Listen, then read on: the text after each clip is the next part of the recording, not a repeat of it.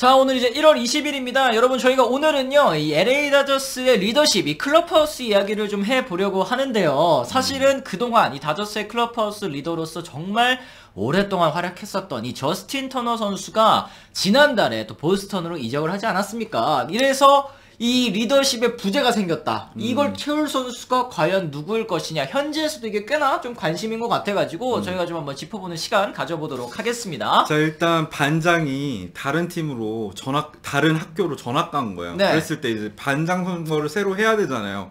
근데 누가 제가 해보겠습니다 하는 선수가 있어가지고 맞아요, 네. 저희가 그거를 좀 소개를 드리려고 합니다. 맞습니다. 예. 아까 말씀드렸다시피 9시즌이나 다저스에서 뛰었습니다. 저스틴 터너 선수가 이 보스턴과 2년에 2,170만 달러의 계약을 맺게 됐는데요. 그렇죠. 사실 2014년에 마이너리그 계약으로 다저스에 넘어온 이후로 그라운드 안팎에서 정말 존재감이 큰 선수였다라는 생각이 좀 듭니다. 그렇죠. 무엇보다도 이제 더그아웃 분위기를 정말 밝게 해주는 선수였고, 다저스 사실 더그아웃 분위기가 터너가 이적했을 때부터 그렇게 좋았던 건 아니거든요.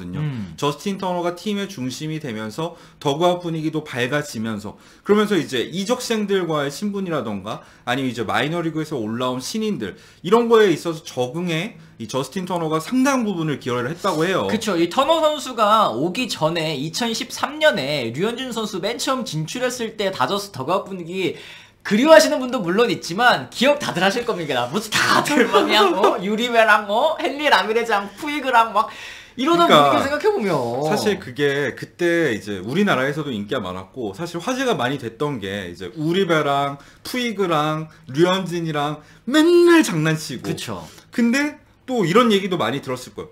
아니 근데 왜 백인들은 저기 가가지고 저쪽 구석에 있고, 그치, 지들끼리만 이쪽에는 놀아. 왜 유색인종만 있고. 다저스 더그아웃 분위기가 이게 팀 성적이 업 앤 다운이 심한 게 영향이 있지 않나? 이런 얘기를 들었었잖아요. 맞아요. 근데 그 이후에 팀을 하나로 묶어준 게 이제 역시 저스틴 터너 선수의 존재였다고 말씀드릴 수 있겠는데요. 사실 이제 스타 선수들이 즐비한 빅마켓 팀들 같은 경우에는 이런 더그아웃 리더, 이 클럽하우스 리더의 존재가 정말 중요한데, 사실 터너 같은 경우에는 또 그동안 일화도 또 있지 않았습니까? 이 알렉스 버두고 선수가 맨 처음에 메이저리그에 데뷔하고 올라왔을 때도 이놈이 아직 메이저리그 룰을 잘 모르는 거야. 더가웃 그 클럽하우스에서 음악을 막 꿍깡꿍깡 틀어놓고 있으니까 고참 선배들이 그 있잖아요.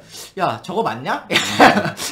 쟤 저거 저러는 거 맞냐? 이랬을 때 터너가 먼저 이렇게 딱 다가가서 그렇죠. 이렇게 하면은 안 되고 괜찮아. 그런데 이렇게 배워가면서 크는 거야. 이렇게 해준 선수가 또 터너라고 하더라고요. 실제로 버두고가 터너 선수에 대해서 고마움을 많이 표시했었죠. 본인이 적응에 굉장히 어려움을 겪었었던 것도 얘기를 했었는데, 결국에 보스턴으로 트레이드 되기 전에 어쨌든 다저스에서 성적이 폭발한 거, 그것도 저스틴 터너의 도움이 일정 부분은 있었다고 말씀을 드릴 수 있을 것 같고, 네네. 사실 푸이그 같은 경우에도 다른 팀이었으면은 다저스처럼 그렇게 편하게 생활 못했을 거예요. 그쵸. 저스틴 터너처럼 이렇게 잘 중재를 해주는 선수가 있으니까 사실 푸이그를 별로 안 좋아하는 선수들, 이름 말 안 해도 다들 아실 거예요. 그럼에도 불구하고 푸이그가 꿋꿋하게 야구를 할 수 있었던 이유도 저스틴 터너 같은 존재 때문이었습니다. 맞습니다. 이 더그아웃 내에서 혹은 이제 그라운드 안에서의 모습도 정말 모범적인 선수였지만 이 지역 사회에도 돌려줄 줄 아는 선수였다는 점도 굉장히 또 큰 것 같아요. 그렇죠. 일단 2016년에 아내와 함께 이제 저스틴 터너 재단을 만들어가지고 이제 활동을 했는데요. 청소년 야구단체, 그리고 뭐 퇴역 군인이라던가 아니면 노숙자라던가 이런 지역 사회에 대해서 정말 많은 봉사를 했고, 또 이제 기부를 한 선수이기도 합니다. 맞습니다. 2021년에는 푸드뱅크도 또 설립을 했었고요. 매년 자선 골프 대회를 열면서 퇴역 군인들에게 또 기부금까지 전달하는 그런 모습이 있었고, 그렇죠. 그러면서 결국에는 2022년에 로베르토 클레멘테 상이라는 메이저리그 선수들에게는 가장 영광스러운 상을 타기도 했었죠. 그리고 이 로베르토 클레멘테 상 같은 경우에는 결과적으로는 이 야구 성적이 아니라 이 선행으로서 주는 그런 상 아니겠습니까? 그렇죠. 지역사회나 아니면 주변 커뮤니티에 큰 공헌을 한 선수에게 주어지는 상인 만큼 저스틴 터너가 얼마나 메이저리그 전체에서도 이런 활동들을 인정받고 있는지를 알 수 있는 거죠. 맞습니다. 참 이렇게 존재감이 큰 선수가 빠져나간 자리 어떻게 또 메울지 일단은 뭐 맥스먼 씨랑 미겔 바르가스로 3루 자리를 채워보겠다라는 이제 생각인데, 이 멀씨 같은 경우에도 이 터너의 빈자리를 굉장히 또 걱정을 많이 하더라고요. 하더라고요. 지난 이제 18일 날에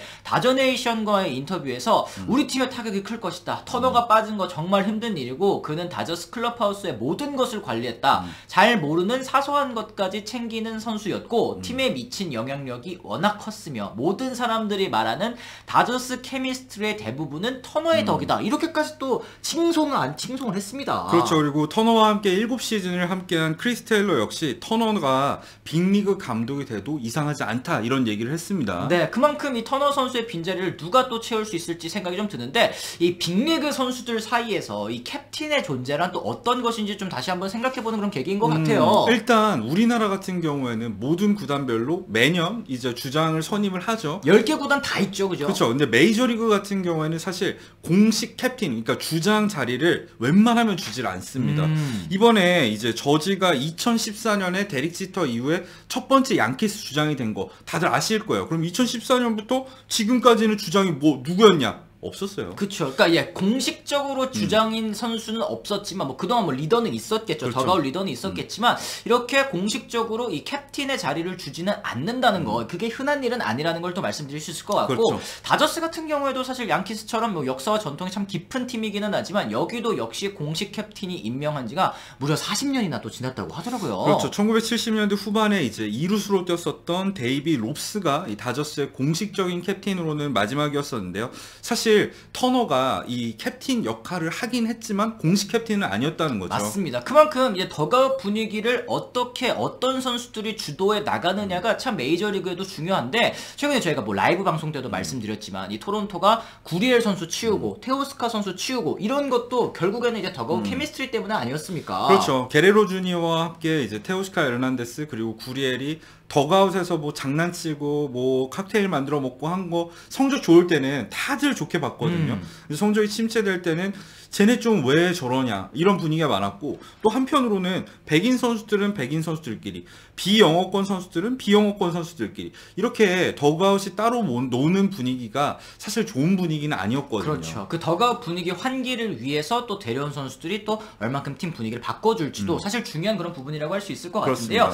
이 터너가 떠난 다저스의 차기 리더 후보로 꼽히는 선수가 바로 아까 이제 인터뷰를 잠깐 했었던 크리스 테일러 선수입니다. 제가 한번 해보겠습니다. 이렇게 또 손을 들고 나선 건데 이 다저네이션과의 인터뷰를 통해서 이 테일러 선수도 또 각오를 밝혔어요. 그렇죠. 우리 입장을 대변하던 터너가 떠났다. 그리고 JD 마르티네스와 헤이워드는 리그 전체에서 가장 존경받는 선수이다.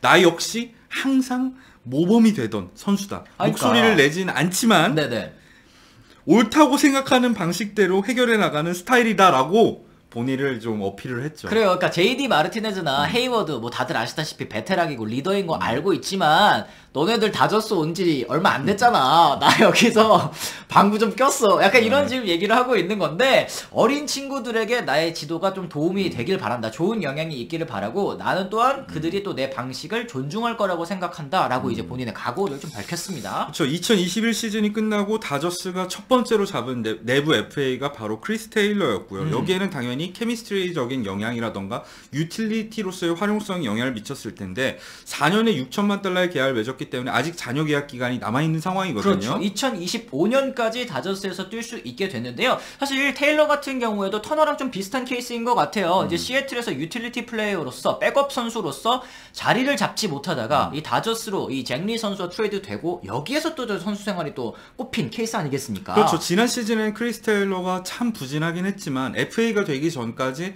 다저스에서 기여도를 생각했을 때 크리스 테일러는 정말 보이는 성적 이상의 이 활용도가 있는 선수였잖아요. 2루가 비면 2루, 중견수가 비면 중견수, 뭐 좌익수 어느 포지션 가리지 않고 다양한 포지션을 소화하면서 이 더가웃 분위기도 밝게 이끌었던 선수였죠. 맞습니다. 이 테일러도 최근에 또 이제 터너가 이제 나갔으니까 자선 골프 행사를 또 본인이 열었더라고요. 이제 프리먼이라든지 아니면 배츠 선수들을 초청해가지고 지역사회에 또 보탬되는 활동을 또 이미 한 그런 상황이고 보니까 2016년 여름에 트레이드 데드라인 때 또 이적을 했으니까 보니까 벌써 8년째더라고요. 다저스에서. 야수 중에 이 테일러보다 다저스에서 더 오래 있었던 선수가 오스틴 반스 9년째인 선수를 제외하고는 테일러도 가장 오래되기는 또 했습니다. 진짜 벌써 시간이 이렇게 됐네요. 그러게. 진짜 2016년이 엊그제 같은데 벌써 8년이 지났다니까 참 여러 가지 생각이 드는데 어쨌든 지난 시즌 성적도 얘기하지 않을 수가 없죠. 그래요. 지난 시즌에 왼발 골절 부상 때문에 그 여파도 있었겠습니다만 118경기에서 타율이 2할 2푼 1일 1리 그리고 10홈런 43타점